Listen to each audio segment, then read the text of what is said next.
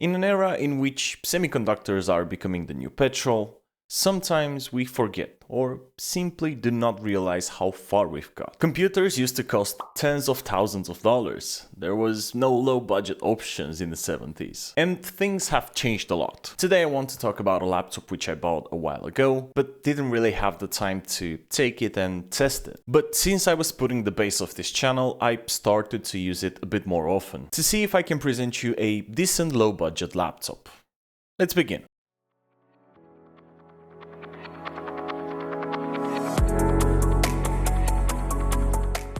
I present you the Asus VivaBook 15. Well, this is a generic name for a whole series of mid and low budget laptops from Asus. The model that I got is E1504FA. It cost me $300 and I'll let you decide if that was a lot or not. I'll go through the specs along the way, but bear in mind that I will not focus on them too much. So what I've done was to use this for my day-to-day tasks for some time, a couple of weeks to be more precise, and come back with some conclusions. From 0 to 100, we'll begin with the package, which is quite simple. Box, laptop, and a 45 watts charger. The fact that we have more powerful phone chargers out there on the market blows my mind. As simple as that. I have to say that the moment when I got it out, I was impressed. This thing looks good. It is slim, a sort of a dark gray color, and the supple Asus VivaBook mark on the back. Nice and simple. That's it. For size comparison, this is my MacBook Pro 15.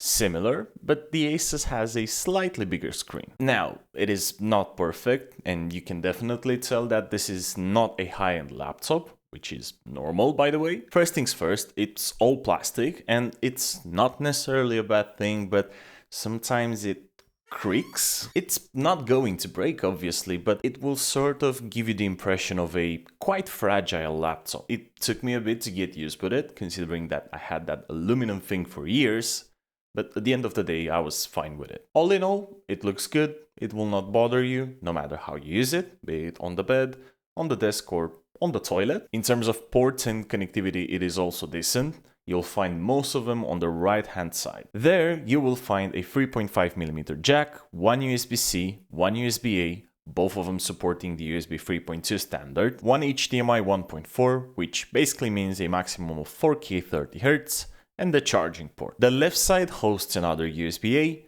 but this one is only USB 2. I guess that the logic behind this is that you will probably use that port for a mouse dongle, so it is not the end of the world. Now, let's move to the setup, and this is the point where I had a major issue. By default, it comes with no operating system, and I wanted to install Windows 11. I believe that this is what most of the people would do. And yes, you can go for Linux if you want, but that's not for everyone. Not yet, at least. Windows 10 is also there, but you won't get the full support from Microsoft, so Windows 11 is probably the majority's choice here. Now, in order for all the components to work properly on a PC or a laptop which is using Windows, you will need to install drivers. A driver will help you make the link between the operating system and the hardware component. So you will have a driver for the video card, you'll have a driver for the NIC or the network interface card, you will even have a driver for the touchpad in case you are using a laptop. And considering all of this, I believe you can guess that the laptop doesn't come with the Wi-Fi driver installed. And in order to install Windows 11, you need internet. Like, why? Just let me install the OS and I'll give you as much internet as you want after. You can resolve this issue by connecting the laptop to the router using an Ethernet cable, but the laptop doesn't come with an RJ45 port. So you will need to get an USB to RJ45 adapter, and then you can carry on with the Windows installation. Make it make sense. And don't tell me that this laptop is too slim for an RJ45 port, because I'm not having that.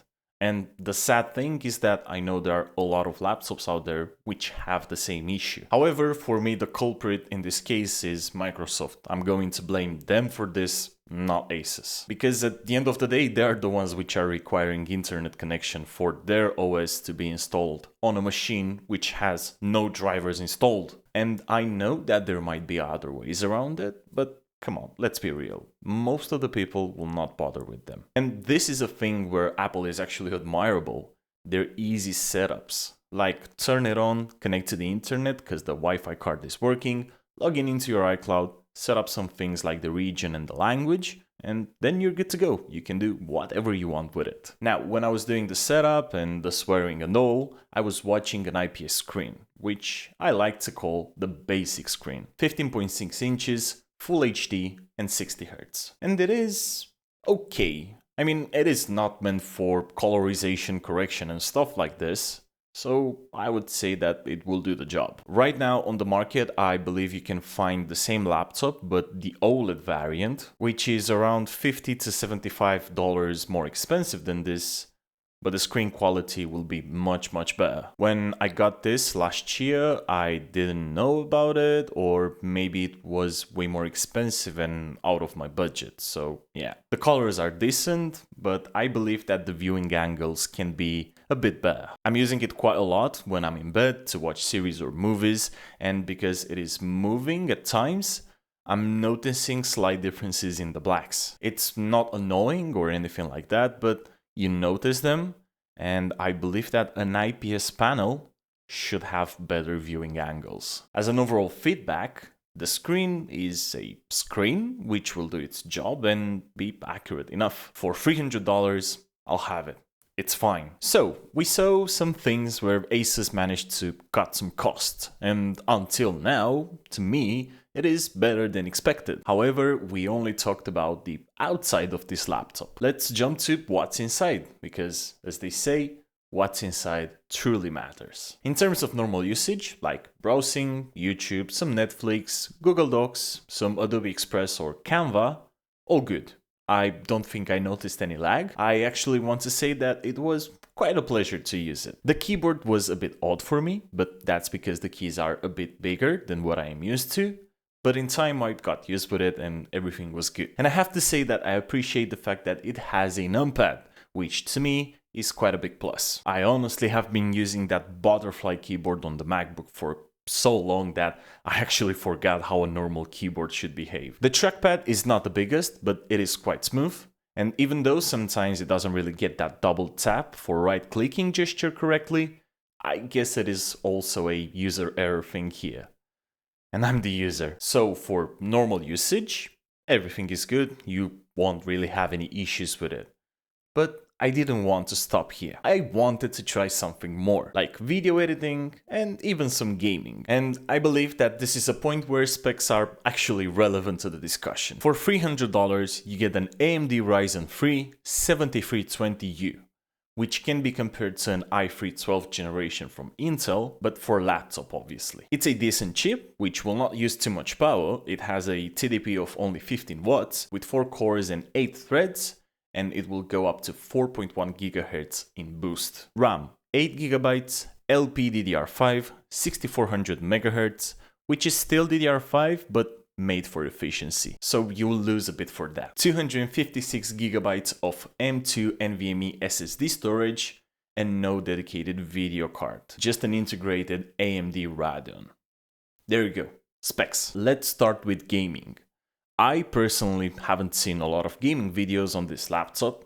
It did not really get attention from YouTubers, so I didn't really know what to expect. For me, as a rule, if it can run Dota 2 on low settings, Full HD, I'm fine. But I know that people are playing a lot of other games as well, but I have to be honest with you. I wouldn't expect too much from a laptop like this. Dota doesn't really work as expected, quite laggy in the client menu, and you must go to the lowest of the lowest if you want to have a playable experience. For some reason the AMD software doesn't let me overlay the metrics while in game. I do not have that option at all, and also it will not count the FPS in the background, so you basically cannot see what was the average FPS while you were in the game. However, I can pretty much guarantee that in Dota, it will not do more than 60 FPS. And the 1% low goes under 30, I would dare to say under 20 at times. The sad part is that I got these results while playing with the bots. So if you go on a server and you play with people from other cities or countries, good luck. Now, I don't really have a lot of titles to test right now, but I promise you guys that in time we'll get more and more and we will be able to show you more accurate results. However, I'm quite confident that this specific laptop, and usually any laptop which comes with this kind of specifications, will not be very good when it comes to gaming. Now, video editing. And this is the point where I gave this laptop no chance, basically. For context, I'm using DaVinci Resolve, which is a free software, by the way, but which also relies heavily on the GPU. So I asked myself, what could possibly an integrated video card from AMD do? To get a clear answer, I took the project from the last video, the cheap phone one, which I also recommend you to go and watch because it's interesting. Played a bit inside of the project on both the Asus and my Mac Mini, then rendered and exported. And this is what I got. Playback. At 4K, I don't really know what to say. Sometimes it works decently, sometimes it is laggy, sometimes it doesn't work at all. When you add effects and transitions and stuff like this, it starts to get very slow and it will eventually crash. As for the render and export time, it took my Mac Mini around 8 minutes to finish a 12 minutes clip. Whereas the Asus VivoBook 15, I stopped it after half an hour. Time in which it managed to render and export 6 minutes out of those 12. Now, if you are looking to start making content, I would say think twice, or at least use Full HD at all times on a lighter format, plus a lighter editing software like CapCut or Filmora. In pretty much any scenario, you will find some struggles, but as long as you're motivated enough, it will be worth it. However, I consider that this can be a good starting point if you decide to do something music related. It's not as intensive as video production. The AWs, or digital audio workstations, are mostly relying on the CPU. And in this case, this AMD Ryzen 3 7320U, naming schemes, it can do the job. When I started making music, I was using an Intel Core i3, 4th generation if I remember correctly, an SSD, 256 gigs, and only 4 gigabytes of RAM. And I was still managing to run both Adobe Audition and Cubase without any issues. Yes, a big project can absolutely kill this machine. I don't even think it can play back a project which has more than 30 tracks. But if you're at the beginning, trust me, you will struggle with the basics. Now, there's something that I really don't like about this laptop. And it's not only the VivoBook series, there are a lot of laptops out there which have the same issue. The RAM and the SSD are soldered to the motherboard. It helps the companies in two ways. One, it is easier for them to make thinner laptops. That's fair enough, let's say. And two, it makes the laptops almost impossible to upgrade and, more importantly, almost impossible to repair. It is similar with what Apple is doing with their devices, basically. There's one big difference. Apple is using ARM, which gives them high efficiency, higher bandwidth, anything you want. My Mac Mini, even though it's 2 times more expensive, has the same RAM and storage capacity as this Asus VivoBook laptop. But thanks to the optimization and the high bandwidth that's happening inside that SoC, or system on a chip, the Mac Mini does a much better job at pretty much any task that I would give it compared with the Asus. And this makes me raise the next question. Is it even worth to buy something which will stay at 8 gigabytes of RAM from now on? Because looking at the way the technology evolves and the software actually evolves, 8 gigabytes is not that much anymore. I mean, yes, it's only $300, it looks good, and you can do pretty much any basic and light task on it, but now I'm asking, what's the lifespan of this kind of machines nowadays? Come on, is 16 gigabytes of RAM that expensive? I don't think so. Good.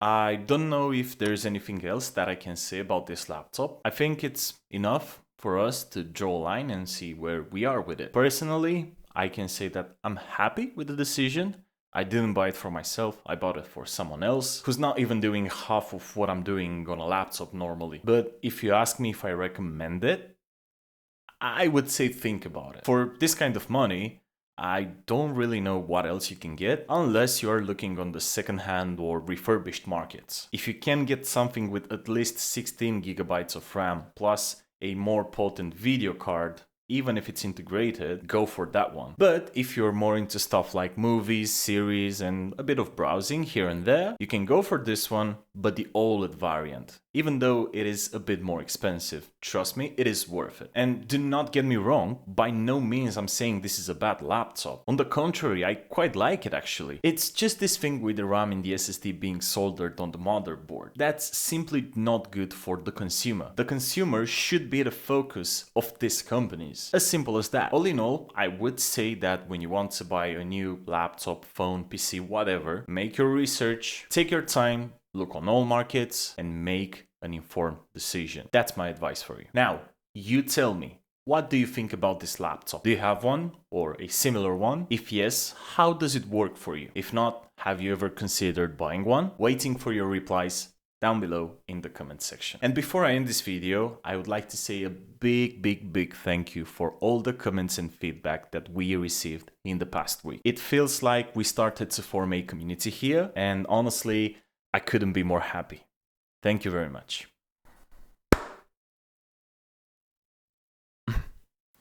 Let me know if the lighting is better now, because I received a lot of comments saying that I should do something about the shadows here on my face. And looking at the live view, it feels like it is a bit better. It's not perfect, but now you should be able to see my eyes without any issues. I think that was actually the problem here. Be sure I'll get more lighting. Hopefully in the future we'll get a bigger space so we can make an even better setup. For now, this is what I got, but if you have any advice on how I can improve this, just let me know, we can get in touch and I'll show you how my studio looks here. As usual, feedback is more than welcome here.